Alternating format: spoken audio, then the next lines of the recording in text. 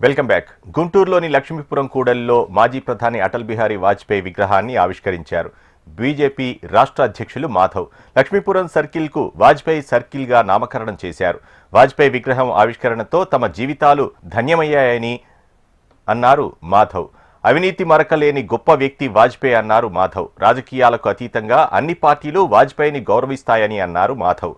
విగ్రహావిష్కరణకు హాజరైన ఎమ్మెల్యే గల్లా మాధవి, జనసేన జిల్లా అధ్యక్షులు గాదే వెంకటేశ్వరరావు తదితరులు వాజ్పేయి సేవలను కొనియాడారు.